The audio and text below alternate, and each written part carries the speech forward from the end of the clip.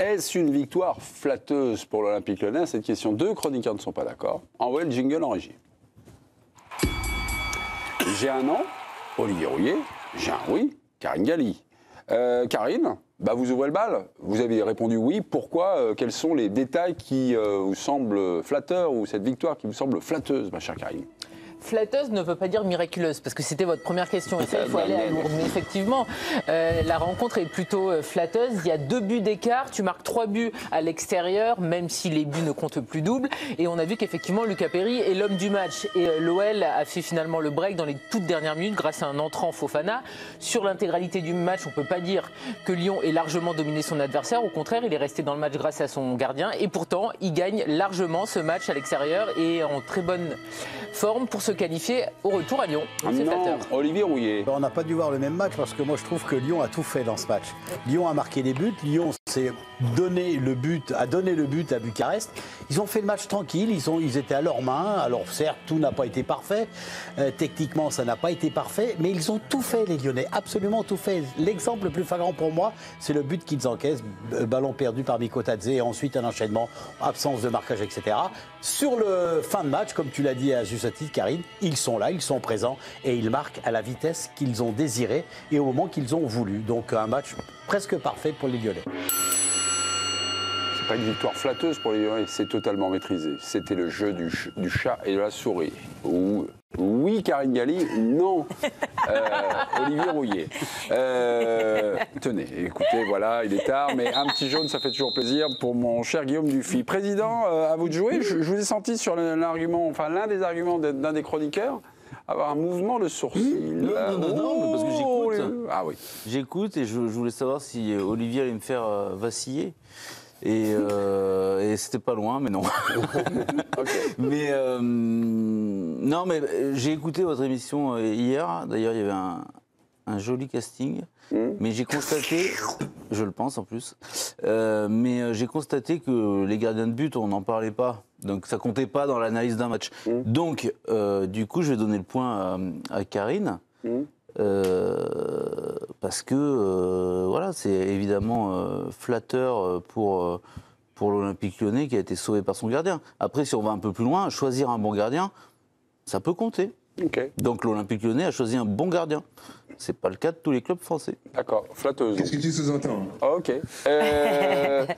Damien, c'était un match totalement maîtrisé? Je pense que j'ai vu un match qui ressemblait plus à celui que Karine a vu que celui d'Olivier.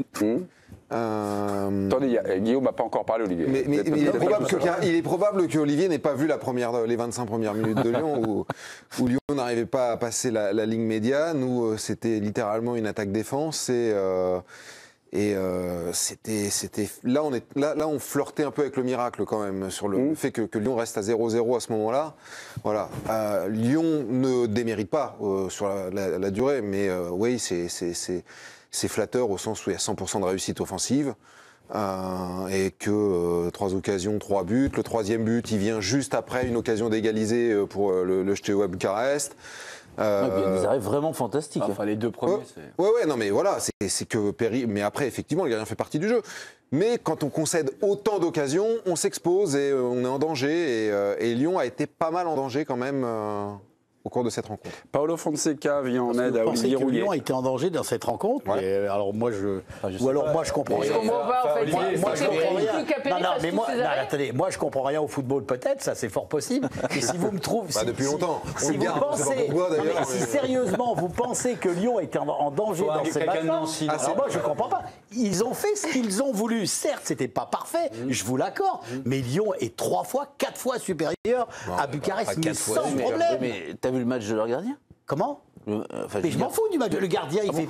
Mais le gardien, il fait partie du jeu. Donc hier, c'est pas miraculeux. Le gardien, Sébastien, c'est exactement comme le petit Fofana qui marque les 2 buts. Donc hier, c'est pas miraculeux pour Liverpool. On est d'accord alors? Pourquoi? Ah mais moi je parle pas de hier, je suis pas sur le match de hier, je suis sur le match de ce On y soir. viendra, Sébastien. Je suis sur le match de ce soir. Donc ce soir, Fofana, il fait partie du jeu. Ferry fait partie du jeu. Perry. Ferry, ça s'appelle. Jordan Ferry aussi, mais Qu'il ait de bons c'est arrêts, Jean-Michel Ferry. qu'il ait des bons arrêts, tant mieux pour Lyon, mais ça fait partie du jeu, point à la ligne. Olivier, Paulo Fonseca vient, partage votre analyse. Il nous dit ceci au micro de Canal. On a fait un match magnifique, on a joué avec le cœur, on a très bien géré le match. Une sorte de gestion, ce que vous avez dit dans votre 30 minutes, 30 secondes opposé à Karigali. On a mérité totalement cette victoire. Le spécialiste des gardiens, Il a dit c'est aussi, Jérôme Alonso et M. Guillaume Fonseca, Dufy il y a sont quelques jours là. qu'il n'avait pas agressé l'arbitre, M. Millot. Donc, On en parlera dans quelques secondes. Non, mais voilà. Mais le- sur le match, et puis Non, après, on mais va passer. Quand votre meilleur joueur, c'est le gardien, ça veut dire que vous n'avez pas maîtrisé non plus grand-chose quand même. Les 2 arrêts de Perry en première période, c'est totalement exceptionnel. Et ça peut faire 2-0 au bout de 25 minutes de jeu, 25 minutes Non, même moins. 20 minutes, ouais. 20 minutes. Quelle part de Lucas Perret, 21e Les minute. 2 arrêts, c'est quand même 2 arrêts lunaires comme ceux qu'on a vus hier et sont encore plus spectaculaires que ceux qu'on a vus hier. 19 et 21. Ouais, Voilà. bon, donc là, très franchement, je pense que 7 ou 8 gardiens sur 10 les encaissent, ces buts-là. Donc, Olivier, que tu nous dises que Lyon a parfaitement géré la rencontre et part de Roumanie tranquillement en méritant la victoire, bon, c'est un tantinet osé, je trouve. Ah mais tu me feras pas changer d'avis. Olivier, Alors pas du tout.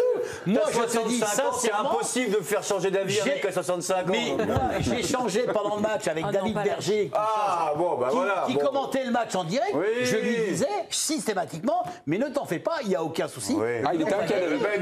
David était donc inquiet. David était inquiet. Donc, si vous avez dit à Non, non, David, non, mais parce que dans ne son t'en fais commentaire, pas, ne t'inquiète pas. Dans son commentaire, il reprenait les arguments de Guillaume. J'ai dit, mais parce qu'il était en texto avec Guillaume aussi. J'écrivais à David aussi. Taisez-vous. Je pense qu'il mise sur Fonseca sur du long terme, que sur les 9 mois, il y aura 2 mois de coupure entre les 2 saisons, que c'est un moment dans la saison de Lyon où les supporters qui n'avaient pas trop aimé le départ de Sage ont pris parti pour Fonseca dans cette histoire. On a l'impression qu'aujourd'hui, Fonseca, c'est la victime du point de vue de Lyon. Du coup, Textor rentre un peu dans ce jeu-là. Il va pas se mettre les supporters à dos. Il va faire appel. Ils l'ont annoncé. Donc, en tout cas, pour moi, ce serait un peu prématuré de s'en séparer tout de suite. Donc John Textor, en un mois chrono, est capable de virer Pierre Sage après un mauvais mois de janvier, d'accord, mais de maintenir Paulo Fonseca après un coup de sang, là, vous voyez ces images dramatiques. Si Textor vire Fonseca, c'est qu'il reconnaît qu'il s'est trompé déjà 2 fois, non, c'est ça? Donc il est pris, on va dire, par l'enchaînement des choses. C'est ce que disait Régis Tastolin hier. Il était assis là, il disait ça après. Moi, les bras m'en tombent. Enfin, déjà la communication, la double communication, le communiqué publié hier qui est hors sol. Ça continue de communiquer d'ailleurs. Et le soutien Inconditionnel. Textor, je le trouve déplacé. Je ne parle pas du soutien de Madame Fonseca aussi qui a communiqué sur Instagram, qui a parlé de justice, d'équité. Hors sujet aussi, je trouve. Moi, ça me gêne l'image que renvoie ce garçon Fonseca et qui ose dire non plus que ce n'est pas une agression physique. Qu'est-ce que c'est? Parce que dans la scène qu'on voit, qu'on revoit, il y a ça, il y a Tolisso qui le repousse et il revient après, quoi. Ouais, et s'il n'est pas retenu par un agent de sécurité ou un steward, qu'est-ce qu'il fait? Franchement, c'est déplorable pour l'OL, pour l'image du foot, qu'on n'avait pas besoin en ce moment. Moi, ce que je trouve terrible dans les réactions, désormais de l'Olympique Lyonnais, c'est que très vite, on s'aperçoit que le plus important, c'est quand même le business. Et que finalement, ok, il a craqué, on a été gêné 3 minutes et demie. Et puis maintenant, le but du jeu, c'est évidemment d'avoir le moins de sanctions possible. Je trouve que ça aurait été assez digne de leur part. Parce que les excuses sincères, je n'y crois pas. Elles ne sont absolument pas sincères. Et d'ailleurs, dès le départ, dès le soir même, il n'y avait aucune excuse, à mes yeux, de la part de l'entraîneur. Ce qui m'est revenu aux oreilles, c'est qu'il ne voulait pas s'excuser. C'est que le club l'a forcé à s'excuser. Ça se voyait qu'il n'était pas sincère, qu'il n'avait aucune excuse au plus profond de lui-même à délivrer. Donc, s'ils avaient accepté la sanction, on part sur autre chose, c'était digne. Là, à un moment, c'est insensé, cette histoire. Mais Seb, c'est à chaque fois le cas. Oui, mais là, Quel ce qu'on a club- vu dimanche. Là, c'est grave, là. Mais quel club dit incroyable. à chaque fois, effectivement, on a été trop loin, on l'entend, et il y a toujours une question de complot. Alors quand c'est Marseille, c'est parce qu'on en veut aux Marseillais, quand c'est Lyon, c'est parce qu'on en veut aux Lyonnais, et la prochaine fois, bon, ça sera les Parisiens. Enfin voilà, Mais il y a là, tout c'est- de rôle. là, Mais c'est il n'y a très grave. aucun club qui, au final, assume réellement. Il y a toujours le on s'excuse et derrière, effectivement, on essaye de sauver le soldat. C'est toujours Par rapport à la- Juste, je vais vous lire Paulo Fonseca, c'est ce soir. Il a eu 2 déclarations, l'une avant le match, l'autre après le match. Avant le match, je tiens à préciser, vous l'avez remarqué, vous l'aviez noté dans votre première intervention, Guillaume, je tiens à préciser que je n'ai jamais touché l'arbitre et que je n'ai jamais eu l'intention Juste c'est parce que l'arbitre dit. Hein. Bah, de toute façon, sur les images. Ouais. Non, il dit je tiens à préciser que je n'ai jamais touché l'arbitre Regarde. et que je n'ai jamais eu l'intention d'être physiquement agressif. Bon, on peut en il douter. est physiquement Et puis- agressif, les images, Mais elles parlent. évidemment, après le match, Fonseca, je voulais martyr, je suis la personne qui doit payer. Je pense que la personne qui a décidé de la sanction a moins pensé aux actes que la situation générale du foot français. Bon, bref, c'est un c'est scandale il joue, de dire ça, c'est un l'idiot scandale. utile, quoi. Voilà. Non, mais moi, ce qui me et tu vois, la réaction que j'ai quand je vois le communiqué texteur, c'est que je suis absolument pas étonné, puisqu'on voit que lui, il a aussi une attitude dans ses discours, dans ses phrases un peu forte. Et quand on sait ce qui s'est passé à Botafogo, où il a eu un comportement vis-à-vis des arbitres qui était aussi un petit peu très ambigu, donc il n'y a pas de surprise à voir. Et puis comment voulez-vous, et Régis a raison, comment voulez-vous qu'un président qui a viré son entraîneur premier, Pierre Sage, qui tout d'un coup, parce qu'il y a eu un coup de chaleur que je condamne complètement, et c'est insupportable. Moi, j'aurais pas mis 9 mois, j'aurais mis 2 ans de suspension pour vous dire. Parce que là, c'est insupportable de voir un éducateur avoir cette attitude, parce que c'est un éducateur. Faut pas l'oublier, ça. Donc, C'est pas un éducateur, faut arrêter avec ça. T'es entraîneur, tu Il es est entraîneur- éducateur. oui, mais il est entraîneur Tu es professionnel, éducateur. il est Et plus surtout, éducateur. ce que l'on sait très bien, c'est l'image que ça montre au football amateur. Ça, oui. Et ça, c'est quelque chose de totalement insupportable Moi, pour les petits arbitres, Vous avez pas besoin de les ça, gamins de Exactement. 15, 18 ans qui vont arbitrer des matchs Ça, c'est où ils sûr. sont tout seuls dans les terrains, et je vous dis pas comment ils repartent, les pauvres gosses. Donc ça, c'est insupportable de voir une telle Moi, attitude. Mais moi, je suis pas étonné avec Textor. Je suis d'accord avec toi. Je suis d'accord aussi avec Seb pour dire que c'est pas un éducateur, mais il a valeur d'exemple. Et moi, ce qui me gonfle vraiment aujourd'hui, c'est le côté victimisation. Ah, mais c'est Fonseca. incroyable. Martyr. Non mais ça me gonfle. Ils ont fait vite, hein.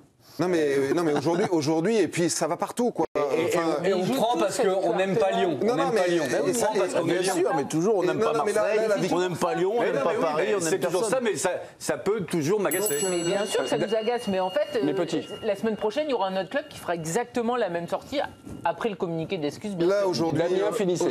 Fonseca, bon voilà, il a commis une erreur. Ok, il a commis une erreur, tout le monde en commet et il paye. Mais il faut assumer, il faut accepter la sanction. sûr. Oui, il est victime du contexte sur les arbitres. Ouais, ça va quoi. Ça Pas va. un Il mot est sur victime. l'arbitrage depuis il est 2 vi- jours, bah, hein. c'est pas le contexte sur les arbitres qui l'a poussé à se jeter sur Monsieur Millot comme il s'est jeté sur Monsieur Millot parce qu'il dit qu'il ne l'a pas touché. Il a touché Monsieur Millot. Et aujourd'hui, en fait, Monsieur Millot, mais c'est une honte ce qu'il a fait, Monsieur Millot, d'aller voir la VAR. Quoi. Pour qui il se prend, Monsieur Millot?